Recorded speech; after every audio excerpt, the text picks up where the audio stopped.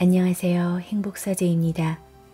오늘 소개해드릴 책은 알베르트 키칠러의 나를 살리는 철학입니다. 2021년 8월 클레이하우스에서 출간된 책이죠. 당신에겐 당신을 구해줄 철학자가 있습니까? 이 책이 우리에게 던지는 질문입니다.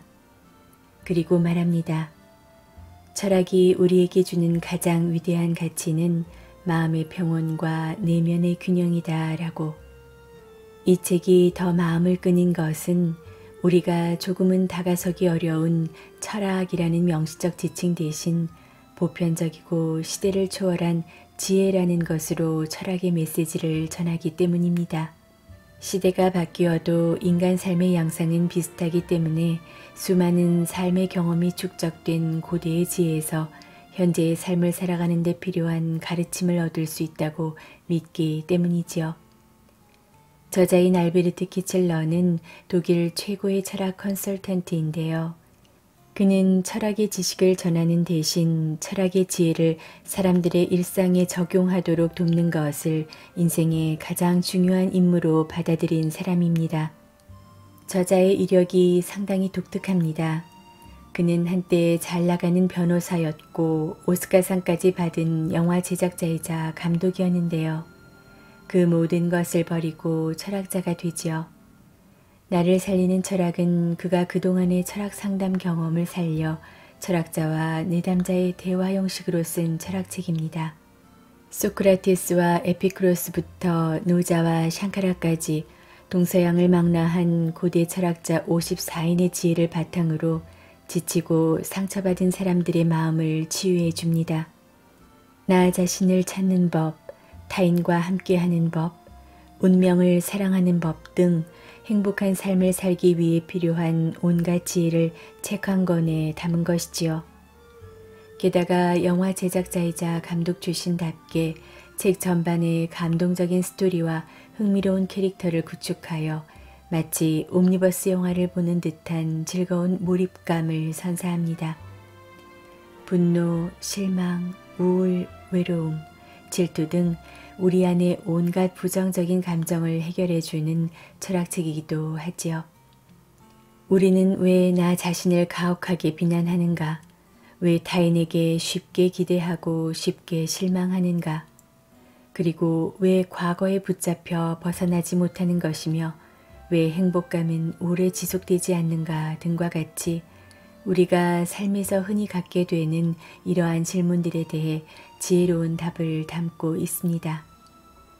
이 책은 상담자와 내담자의 일종의 면담 기록서로서 앞서 말씀드린 바와 같이 대화 형식으로 되어 있습니다. 알베르트 키칠러가 무려 18년간 인생 상담사의 비서로 근무했던 상담소에서 기록된 것이죠. 키칠러는 이 책에서 등장하는 인생 상담사를 디오티마라고 칭합니다. 그녀가 존경했던 인물에서 따온 이름인데요. 이 디오티마란 캐릭터는 고대 그리스에서 지혜롭고 신성한 여성으로 묘사되곤 했습니다. 고대의 철학을 현대의 언어로 다시 표현하며 내담자의 문제와 옛 현자들의 철학적 지혜를 이어주는 역할을 한 디오티마의 상담 내용은 고대의 지혜를 따라 사는 일상, 즉 고대 철학자들의 지혜를 나의 일상에서 구현하는 것에 중요성을 두었습니다. 그럼 이 책에서 두 꼭지의 글을 읽어드리겠습니다. 첫 번째 글은 딸을 먼저 떠나보낸 후 그 상실의 슬픔을 극복하지 못하고 디오티마의 상담소를 찾은 아버지와 디오티마의 상담 내용이 담겨 있고요. 두 번째 글은 스토아 철학이 말하는 12가지 인생의 법칙입니다. 오래된 지혜가 여러분들의 삶 속에 작은 빛이 될 수 있기를 바랍니다. 그럼 이제 책 속으로 들어가 보겠습니다. 오늘도 행복한 하루 보내세요.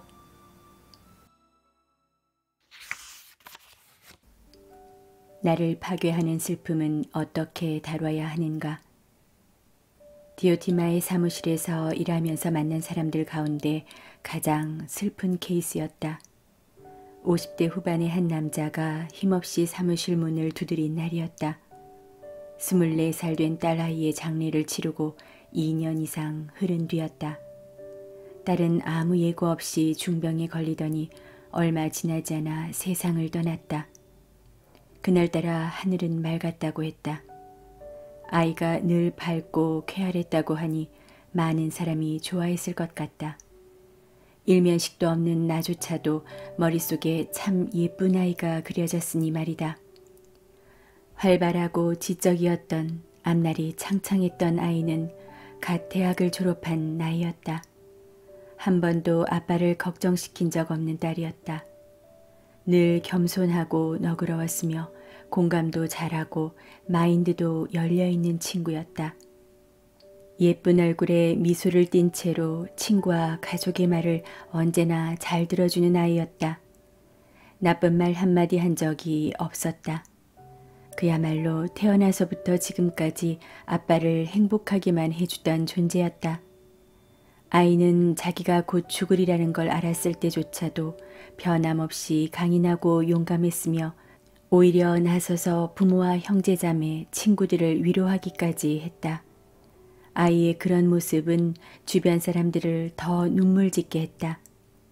아이가 세상을 떠난 지는 2년 반 정도 되었지만 아버지의 슬픔은 아이가 떠난 그날과 조금도 다르지 않았다.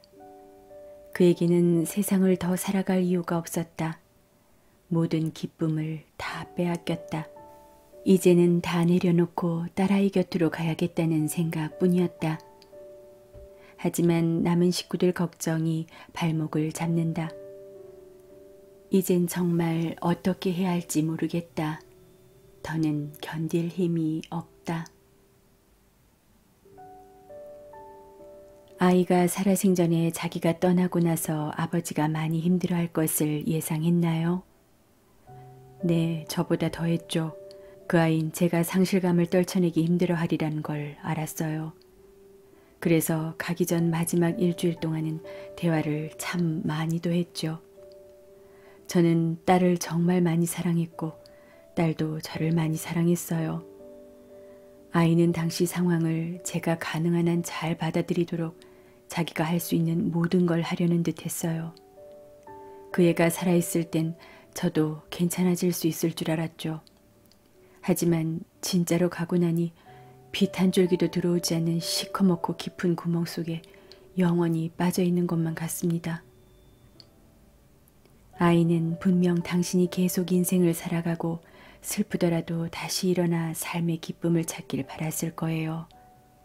아이가 살아생전 소망한 대로 씩씩하게 살아주셔야 하지 않겠어요? 그 생각이야 했죠.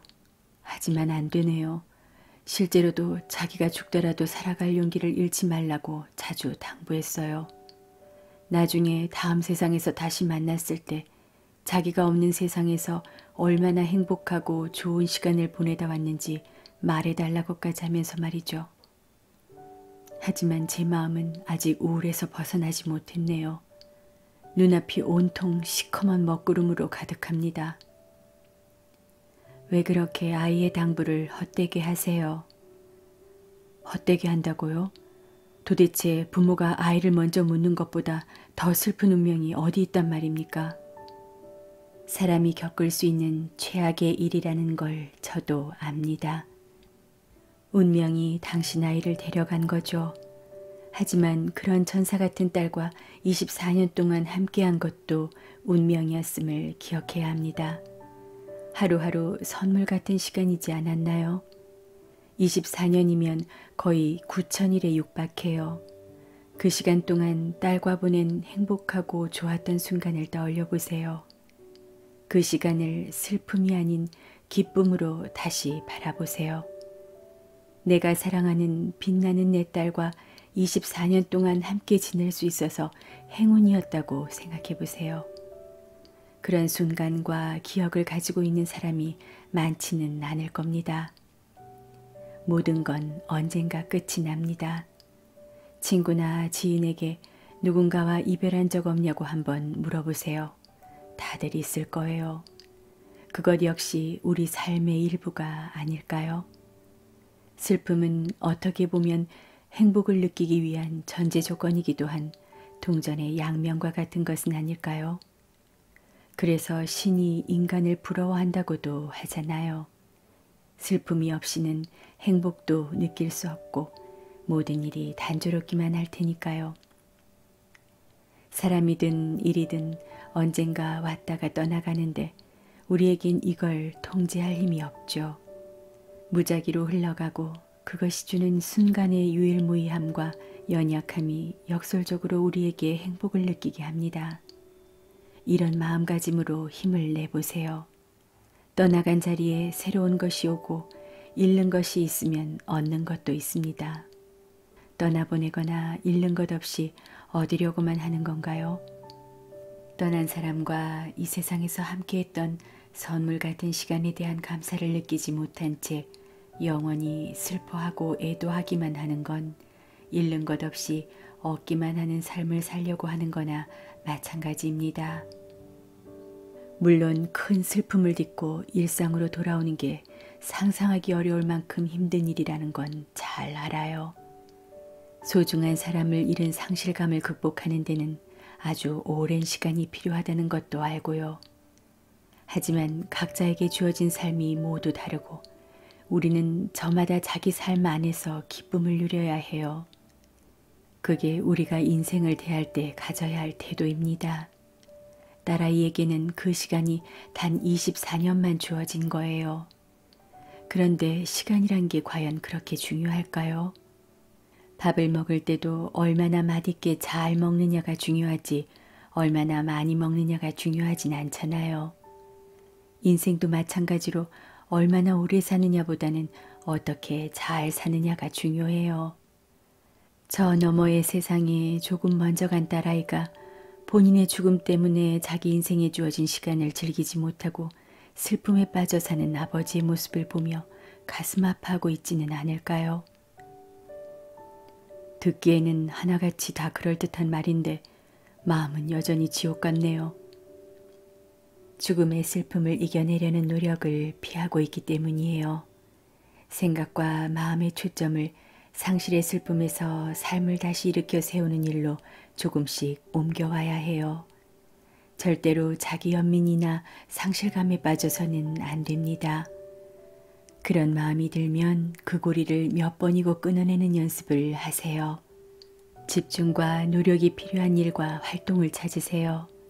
물론 슬퍼할 시간도 충분히 가져야겠지만 다시 자신의 삶을 살아가고 즐길 시간도 가져야 해요.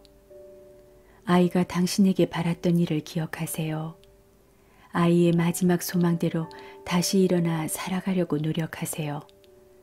딸을 위해서 그리고 당신 곁에 있는 사람들을 위해서요.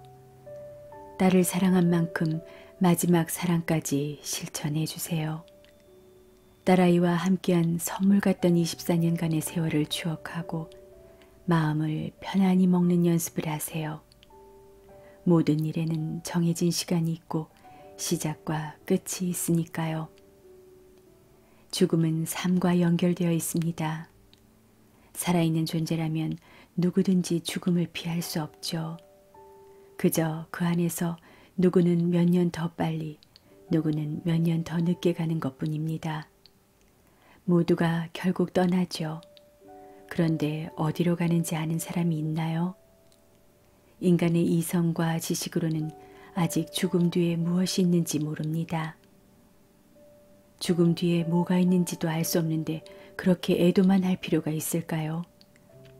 사람들이 죽음을 슬퍼하는 건 죽음이 좋지 않은 일이라고 생각하기 때문 아닐까요? 그런데 죽음이 정말로 좋지 않기만 한 일인지 누가 알까요? 어쩌면 죽음이 천국으로 가는 문일지도 모르잖아요. 많은 사람이 죽음 뒤에는 아무것도 없다고 생각합니다. 하지만 모를 일이죠. 죽고 나서 다시 돌아온 사람은 없으니까요. 심장이나 뇌가 잠시 멈췄다가 돌아와 임사체험을 했다고 하는 사람들 가운데 일부는 그 순간이 너무나 황홀했던 나머지 살아 돌아와서 오히려 아쉬웠다고 하더군요. 살아있는 사람들의 마음속에 남아있는 한 그 사람은 죽은 게 아닐지도 몰라요. 당신 아이는 당신의 마음속에, 생각 속에, 영혼 속에, 추억 속에 살아있는 거죠. 그것에 기뻐하고 그때의 순간을 기억하세요.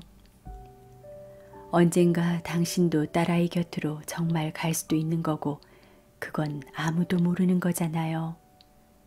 우리의 이성과 지식을 뛰어넘는 저 너머의 차원에서 아이는 이미 자신의 삶을 이어가고 있을지 모릅니다. 어쩌면 그곳은 여기보다 더 좋을 수도 있고요. 죽어서 원천으로 돌아가는 일이 결국 모든 생명체가 피해갈 수 없는 일이라면 그 사실을 받아들이고 오히려 선물처럼 주어진 삶에 또 이 삶을 혼자서 걸어가지 않아도 된다는 사실에 사랑하는 사람들과 삶의 일부를 함께 할 수 있음에 감사해야 해요. 감사하고 순종하는 겸허한 마음으로 우리에게 주어진 것에 기뻐하면서 주어졌던 것이 다시 곁을 떠날 때 지나치게 슬퍼하지 말아야 합니다. 모든 건 처음부터 빌려온 거예요. 우리보다 더 강한 차원의 섭리가 있음을 받아들이고 자연은 죽음과 사라짐의 대가로만 생명을 다시 창조해낸다는 걸 인식합시다. 그만요. 너무 혼란스러워요. 혼란스러울 수 있지만 이제 그만 애도에 잠겨있던 시간을 마무리하고 당신의 삶을 다시 시작해야 해요. 딸아이의 죽음과 화해하세요. 자연의 섭리로 일어나는 일에 오케이라고 말하세요. 왜 하필 내 딸이야? 같은 질문은 이제 그만 접어두세요.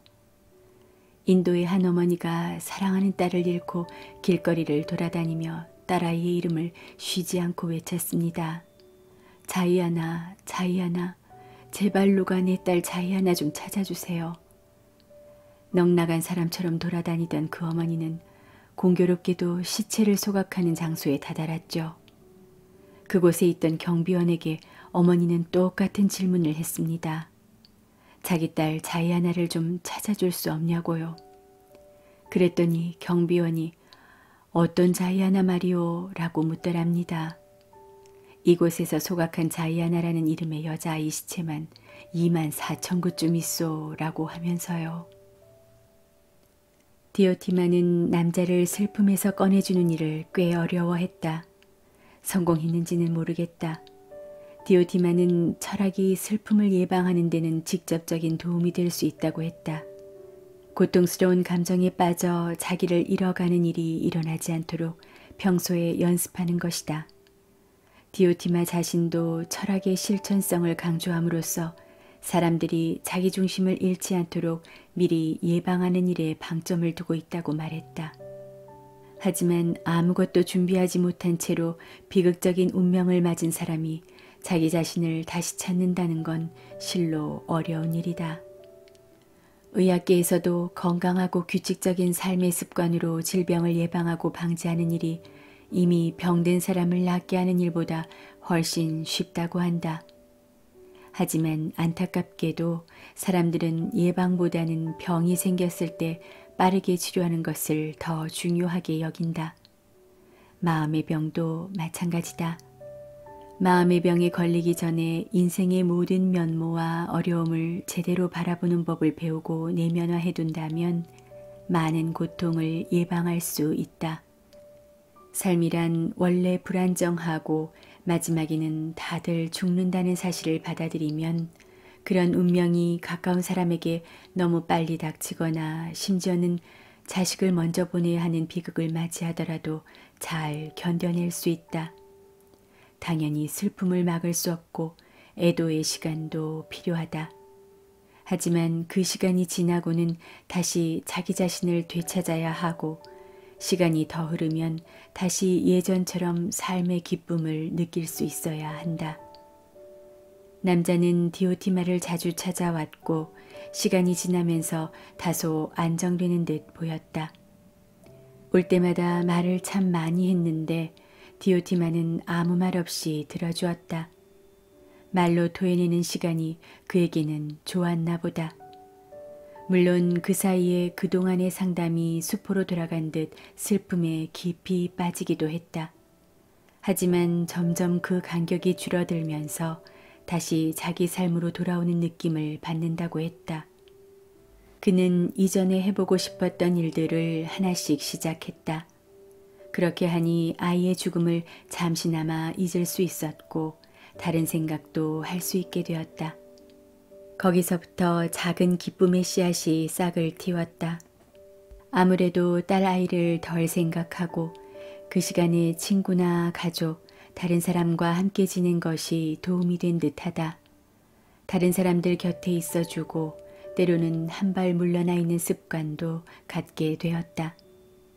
가장 도움이 많이 되었던 건 자기와 마찬가지로 사랑하는 사람을 잃은 후 이제는 자신의 삶으로 돌아오려는 사람들과 정기적으로 만나 대화하는 시간이었다.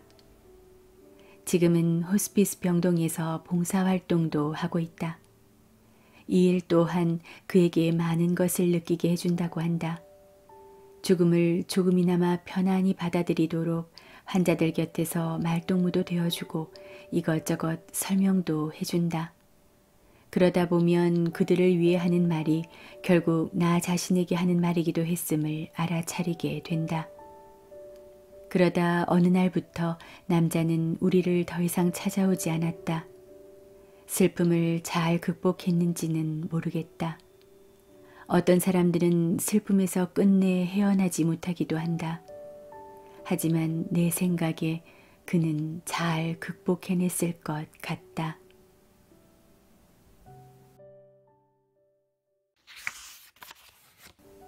스토아 철학이 말하는 12가지 인생의 법칙. 이 장에서 소개하는 원칙들은 모두 스토아 철학을 기반으로 한다. 대부분의 고대 철학이 그렇듯 좋은 삶을 살기 위한 지혜로운 원칙들이다. 이 원칙들은 동서양을 막론하고 여러 세대에 걸쳐 축적된 지혜의 정수이며 세상이 어떻게 바뀌어도 보편적으로 적용할 수 있는 결코 사라지지 않을 인류의 문화유산이다. 법칙 1. 걸음을 멈춰라. 성공적인 삶으로 향하는 첫 번째 단계는 주기적으로 잠시 멈추는 것이다. 다람쥐 쳇바퀴에서 뛰기를 멈추고 젠걸음을 멈추고 자기 자신에게 정신을 모으고 자기 내면에 집중하며 자기 인생을 깊이 들여다보는 시간을 갖는 것이다. 내 기분은 어떠한가? 나를 힘들게 하거나 벗어나고 싶은 부정적인 감정, 갈등, 부담감은 없는가? 더 추구해야 하고 더 많은 시간을 들여야 하는 부분이 있는가? 아직 내게 남아있는 좋은 관계가 있는가? 나 자신다움을 가지고 있는가? 나 자신에게로 향하는 길 위에 서 있는가? 내가 원하는 대로 나답게 충족되는 느낌으로 살아가고 있는가? 이런 질문을 하고 생각을 하기 위해서는 일상에서 주기적으로 시간을 들여 차분히 자기 자신을 성찰해야 한다. 일상에서 자기 발견을 하는 시간은 메마른 사막에서 오아시스를 발견하는 일과 마찬가지다. 법칙 2. 내면의 정원을 가꿔라. 행복과 불행은 외부 조건이나 그것과의 관계에 있는 것이 아니라 자신의 마음과 생각에 달려있다.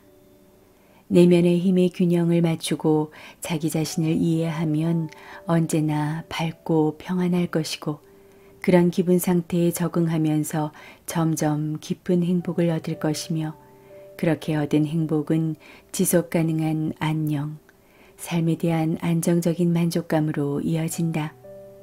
각자는 자기 마음의 정원을 가꾸는 정원사다. 날마다 자신의 정원을 가꿔야 한다. 행복은 정원에서 피어내는 열매와 꽃이다. 삶의 올바른 가치를 인식하고 내면화하고 그걸 추구하면서 살아가야 한다. 법칙 3. 너 자신을 알라. 자기 자신을 잘 아는 사람은 무엇이 자신에게 장기적으로 좋은지 무엇이 좋지 않은지 안다. 자기의 약점과 결함에 눈을 감아서는 안 된다. 타고난 재능을 알아채고 그걸 개발해서 쌓아나가야 한다. 또 심적 상태, 생각, 행동, 감정, 의지에 영향을 주는 외부의 영향이 무엇인지도 알아야 한다. 자기 기만이 죄악이다. 자기 자신을 잘 들여다보고 그 이면을 통찰하자. 이것이 바로 자기 자신의 주인이 되는 방법이다. 법칙 4. 마음을 훈련하라. 습관을 바꾸지 않으면 아무것도 바꿀 수 없다. 자기 성찰을 하는 이유는 부정적인 감정을 없애고 삶에서 기쁨을 찾고 내 중심에 더 가까워지기 위해서다. 나 자신에게 장기적으로 무엇이 좋은지에 대한 통찰을 얻은 후 그에 걸맞은 생각, 말, 행동, 의지를 가질 수 있도록 부지런히 연습하자. 그 모든 게 나의 내적 태도로 자리를 잡을 때 진정한 변화가 가능하다. 동시에 자신을 망가뜨리는 행동 패턴을 버려야 한다. 단계적으로 내면을 재정비하여 내 안에 이미 존재하는 긍정적인 기질을 개발하면 자기 인생에 책임질 수 있게 된다. 법칙 5. 자기다움을 찾아라. 경험을 토대로 나다움을 찾자. 내가 누군지 아는 건 어렵지만 나답지 않다는 느낌과 그런 기분을 느끼게 하는 원인을 찾아내는 건 생각보다 쉽다. 따라서 내 감정에 주목하고 내 안에서 발생하는 부정적인 감정과 그것에 영향을 미치는 외부 요인을 인식하고 제거해야 한다. 시행착오도 겪고 자기다움을 찾기 위한 새로운 길도 모색해야 하겠지만 그러는 동안에도 잘못된 길로 들어설까 두려워할 필요는 없다. 그것 역시 배움의 과정이다. 자기다움을 찾아 일관되고 통합된 성격을 형성해야 한다. 매 순간 나다움의 핵심을 찾아야 한다. 나의 생각, 말, 의지, 행동은 서로 조화를 이루고 모순되지 않아야 한다. 그러고 나면 실제로 기분도 좋아지고 내면의 편안함도 느낄 수 있다. 법칙 6. 타인의 결점을 이해하라. 다른 사람들에게 화내지 않고 짜증내지 않는 법을 배워야 한다. 모든 사람에게 약점이 있고 누구나 잘못을 하며 그러므로 누구도 다른 사람을 함부로 판단하거나 평가하면 안 된다. 나를 힘들게 하는 사람일지라도 마찬가지다. 겉으로 드러난 그 사람의 행동, 말, 의도, 태도가 아니라 그 안에 내재한 것에 관한 얘기다. 자기가 원해서 지금의 모습이 된 사람은 아무도 없다. 우리는 모두 다양한 경험, 사건, 환경에 따라 형성된 대로 살아가는 운명의 희생자들이다. 누군가의 기나긴 인생 스토리를 다 듣는다면 그 사람에게 왜 그런 성격적 결함이 생겼는지 이해하게 되고 조금 더 쉽게 그를 용서할 수 있게 될 것이다. 자기의 약점을 극복하지 못했고 극복할 수도 없는 사람들은 나를 힘들게 하겠지만 그 누구도 나에게 상처를 줄 수 없다고 선언하라.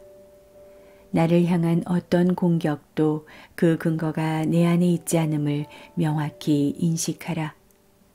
상대방의 상처받은 자기 애와 자만을 내 문제로 끌어들일 필요가 없다.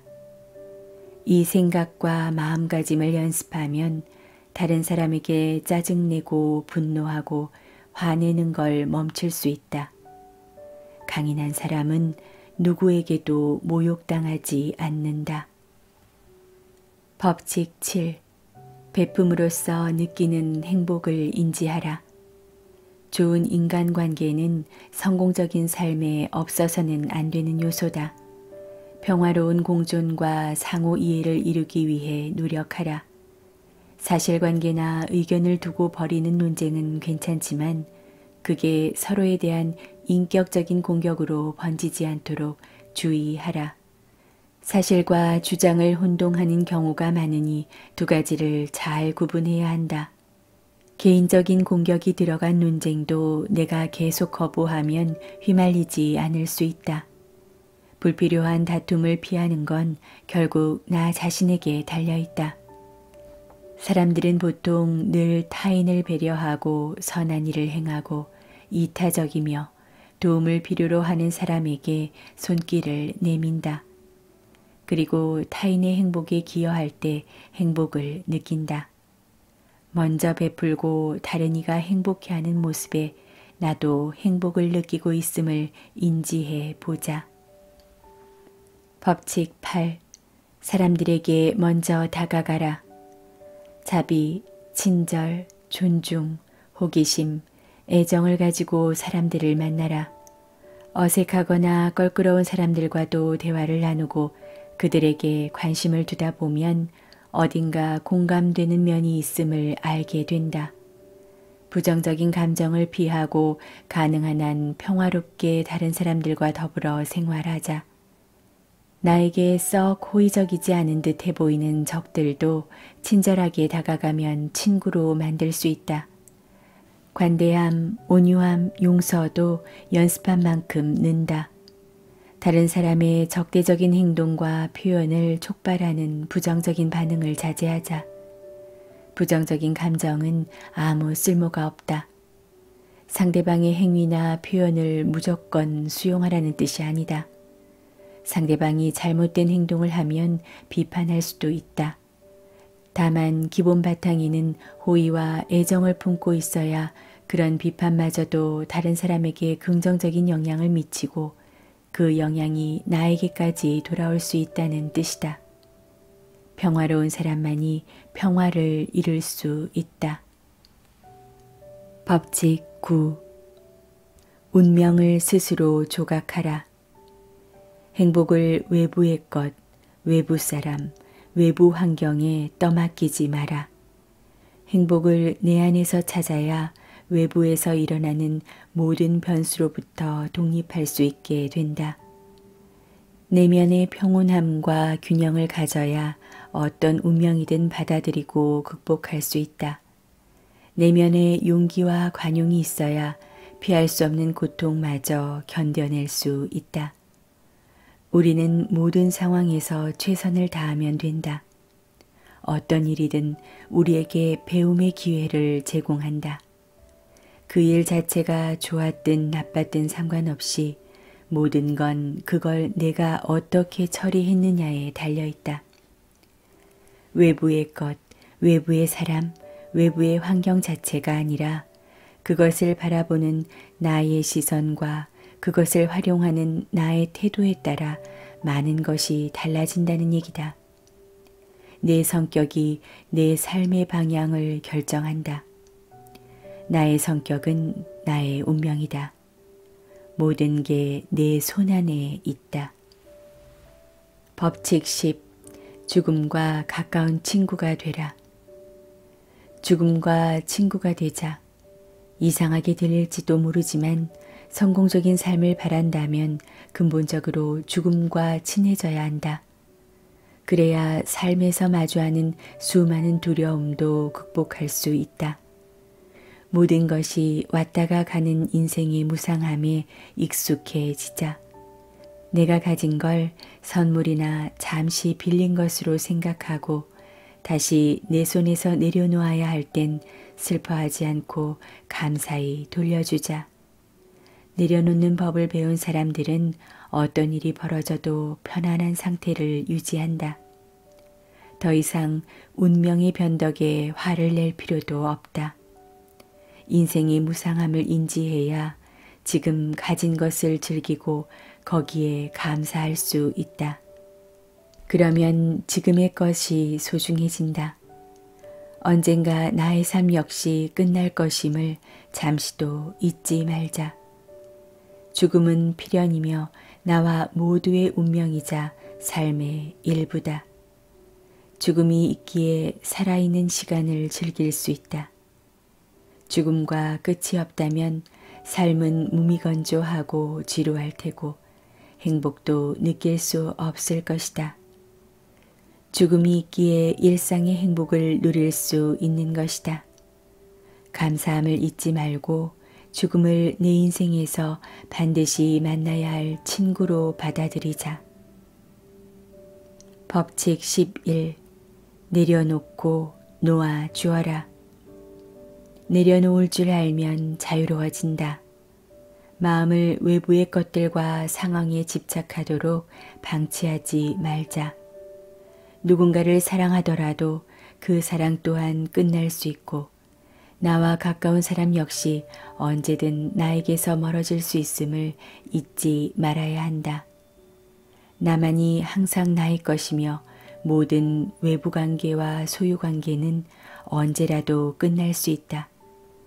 그렇더라도 삶은 계속되고 우리는 변함없이 행복을 추구해야 한다.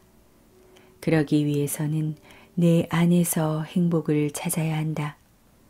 외부의 모든 것과 분리되는 내면의 독립성을 길러야 한다. 외적인 것도 우리에게 행복을 준다. 그건 사실이다.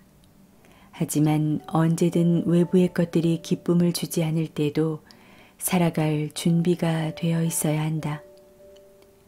내려놓고 놓아주는 기술은 자족, 겸손, 겸허, 감사, 미덕으로 이어진다.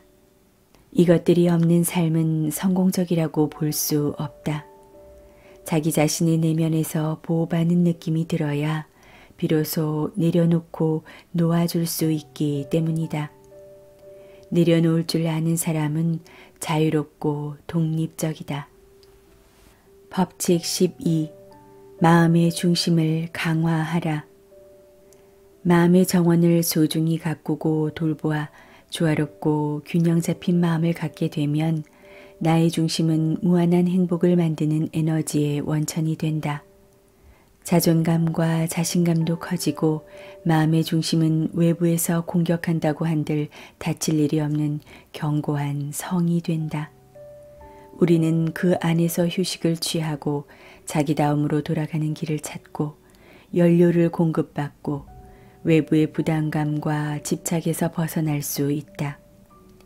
일상의 문제와 공경에서도 벗어날 수 있고 회복의 시간도 가질 수 있다. 외부의 모든 것은 외부에 그대로 둬라. 진정성, 진실성, 마음의 평화, 내적 균형, 내적 일관성 같은 가치와 아예 엮이지 않게 하라. 내면의 성은 나를 회복하는 피난처여야 한다. 오늘 낭독은 여기까지입니다. 철학이 우리에게 주는 가장 위대한 가치는 마음의 평온과 내면의 균형이다라는 말을 다시 되새기게 됩니다. 오늘도 함께 해주셔서 감사합니다. 지금까지 행복서지였습니다.